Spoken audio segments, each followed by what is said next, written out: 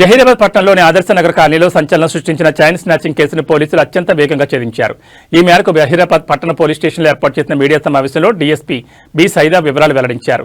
ఈ నెల 22వ తేదీన ఆదర్శ నగర్ కాలనీలో ఒక మహిళను గుర్తు తెలియని వ్యక్తులు అడ్డగించి కత్తితో బెదిరించి ఆ మెడలోని 2.5 తులాల పుస్తెల తాడును లాక్కొని బైక్పై పరారయ్యారు.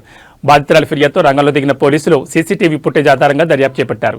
పటాన్ చెరువు ప్రాంతానికి చెందిన సయ్యద్ అయాజ్, మహమ్మద్ నిజాంలను నిందితులుగా గుర్తించి పోలీసులు అరెస్ట్ చేశారు. వారి వద్ద నుంచి 4,70,000 రూపాయలు విలువైన బంగారం, బైక్తో పాటు 2 కత్తులను పోలీసులు స్వాధీనం చేసుకున్నట్లు ఆయన వివరించారు. సమావేశంలో సీఏ శివలింగం, ఎస్ఐ వినయ్ కుమార్ పాల్గొన్నారు.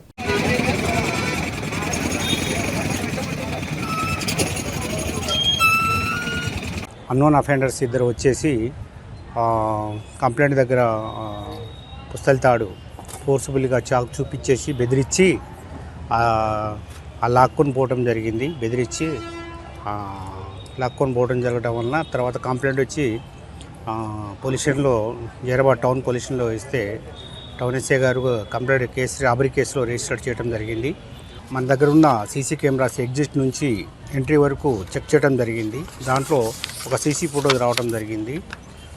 ఆ సీసీ ఫుటేజ్ని చూసి తర్వాత అతన్ని ట్రేస్ చేయడం జరిగింది. అంతకుముందు అయాజు ప్రీవియస్ చిన్నపిల్లల కేసుల విషయంలో కూడా తోడుకుపోవడం జరిగింది. తర్వాత వచ్చిన తర్వాత కూడా అతని ఫ్యామిలీ పరిస్థితి బాగలేక ఇది నేరం చేయాలనే ఉద్దేశంతో కమిట్ అయ్యి తనకు మిత్రుడైన నిజాంని అసిస్టెంట్గా తీసుకొని మన జహీరాబాద్ టౌన్ ఏరియాలో వచ్చి ఆదర్శ కాలనీలో ఇట్లా రాబరీ చేయడం జరిగింది. ఈ కేసులో వాళ్ళు ఇంట్రాగేట్ చేస్తే 2.5 గోల్డ్ కన్ఫెస్ చేయడం జరిగింది. తర్వాత ఒక బైక్ కూడా కన్ఫెస్ చేసి బైక్ మీద వచ్చి ఆ బైక్ కూడా కన్ఫెస్ చేసి ఆ బైక్ను, ఆ చాకును, ఆ 2.5 గోల్డ్ని సీజ్ చేయడం జరిగింది.